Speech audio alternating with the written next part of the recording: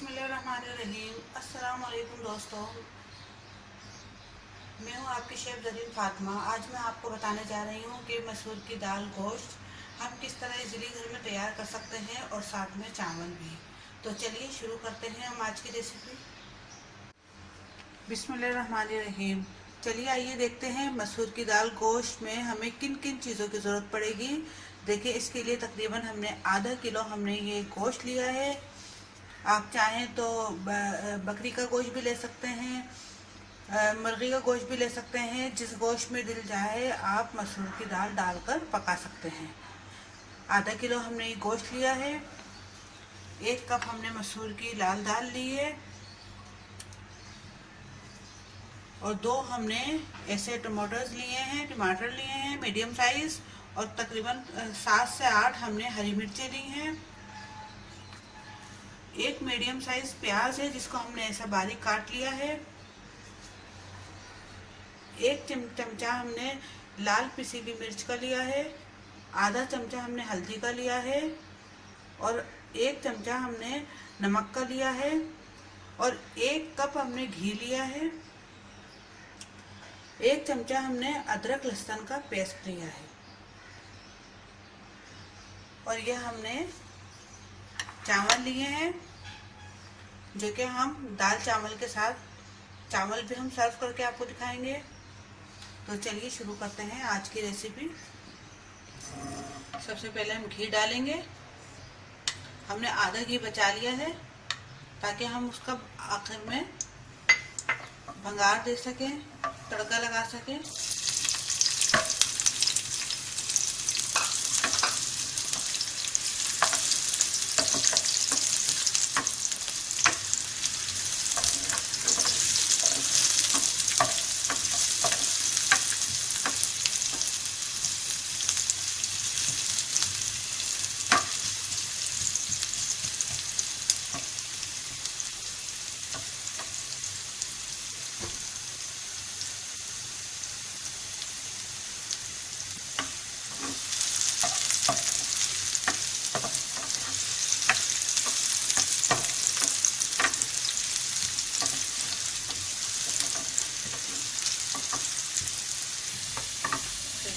प्याज हमारी ब्राउन हो चुकी है।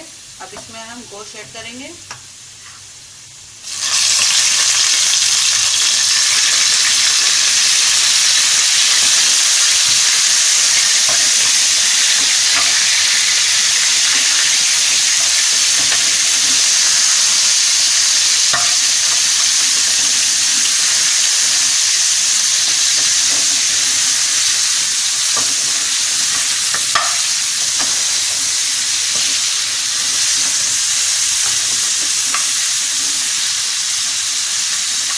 इसकी भुनाई करेंगे हम तकरीबन 1 मिनट तक, 1 से 2 मिनट। अच्छे से इसकी भुनाई हो गई 1 से 2 मिनट। अब इसमें अदरक लहसुन का पेस्ट डालेंगे।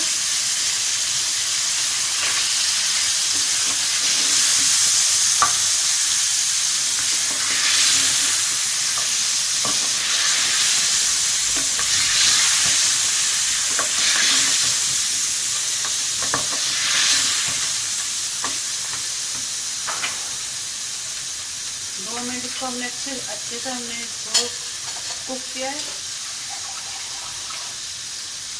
तो भूना।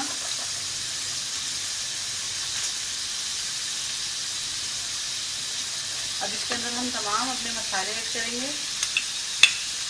लाल पिसी हुई मिर्च, हल्दी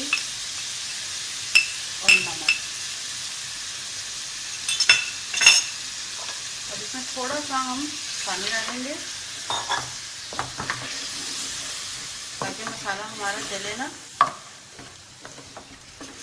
और अच्छे से हम उसकी बुनाई करेंगे।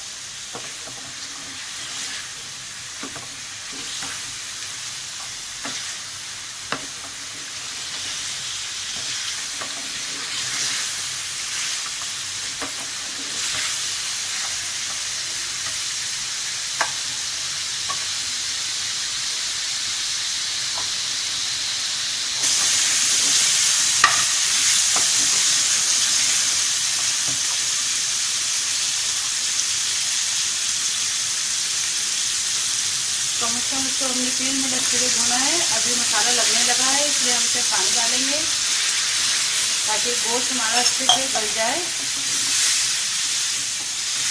1 गिलास हमने इसमें पानी ऐड किया है। अब इसे हम ढक के रख देते हैं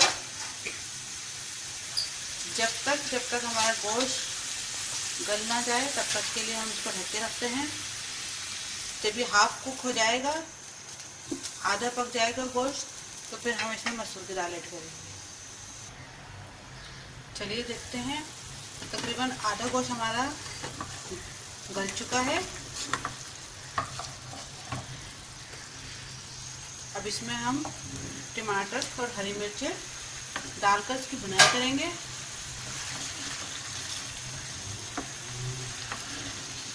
और फिर हम इसमें दाल ऐड करेंगे। अच्छी तरह जब इसकी भुनाई हो जाएगी, फिर हम दाल ऐड करेंगे इसमें।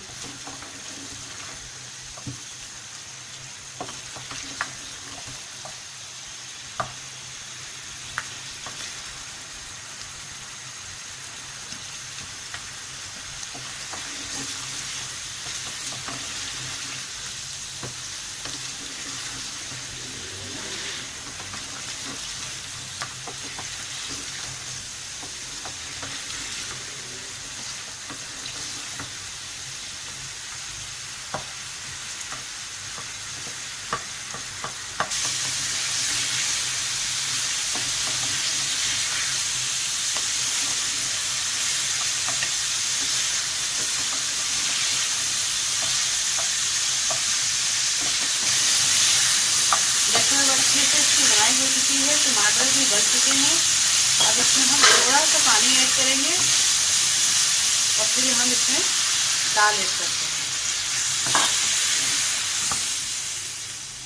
तो दाल को हमने अच्छे से धो लिया था, इसको वॉश करके रखा था हमने। अब इसमें हम दाल डालते हैं। अब इसमें हम थोड़ा सा पानी और ऐड करते हैं। तकरीबन हमने इसमें 1 गिलास के बराबर, हमने गोश्त बनाने के बाद 1 गिलास के बराबर हमने पानी डाला है। अब इसे हम ढक के रख देते हैं जब तक कि हमारी दाल ना गल जाए। जब तक ये दाल गलती है, हम चावल पका लेते हैं। देखिए, हमने पतीली में हमने पानी उबलने रख दिया है। इसमें हम नमक डालेंगे।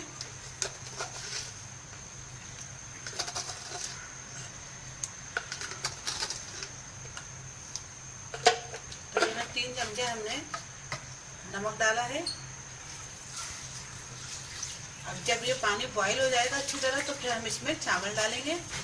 कम से कम हमने 3 कप हमने चावल लिए हैं और 3 चमचे ही हमने नमक के इसमें ऐड करे हैं। अब देखें, पानी उबल चुका है। अब हम इसमें चावल डाल रहे हैं।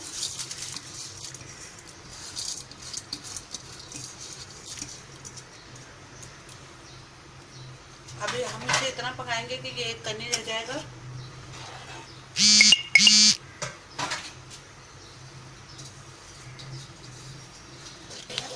अब देखिए, चावल तकरीबन हो चुके हैं। ये देखिए, एक कन्नी रह गई है। अब हम इसे उतार कर इसका पानी फेंक देंगे और फिर हम इसे दम देते हैं।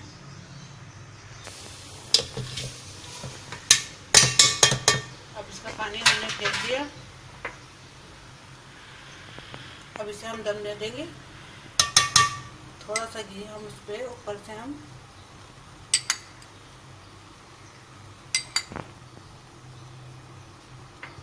डाल दिया, हमने घी थोड़ा सा। अब इसे हम ढक के तकरीबन 3 से 4 मिनट के लिए हम इसको अपना बिल्कुल स्लो चूल्हा करके दम देते हैं। अब हमने चावलों को तो दम दे दिया है और अब हम दाल की तरफ आते हैं। देखिए, हमारी दाल भी तकरीबन गल चुकी है। हाँ, ये बिल्कुल तैयार हो चुकी है। अब इसमें हम बघार देंगे।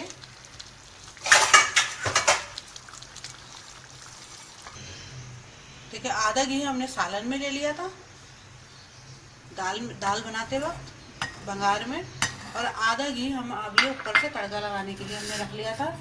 और अभी देखिए, हमने ये 3 से 4 से 5 हमने ये साबुत मिर्ची ली है और 1 चमचा जीरे का लिया है, और थोड़ी सी हमने आधी गड्डी हमने प्याज की, और कम से कम 2 से 3 हमने जो है लहसुन के लिए हैं।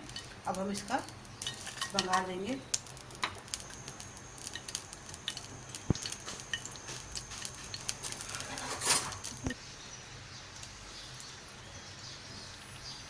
अब इसमें हम जीरा, प्याज और लहसुन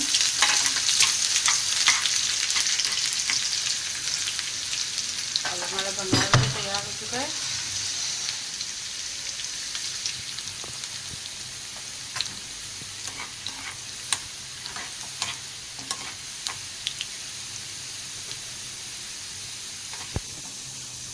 देखिए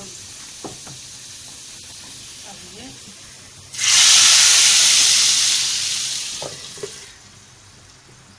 दाल तैयार हो चुकी है।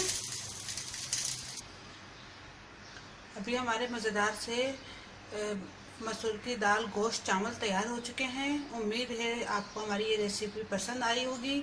अगर पसंद आए तो ज़रूर लाइक कीजिए, सब्सक्राइब कीजिए और शेयर कीजिए।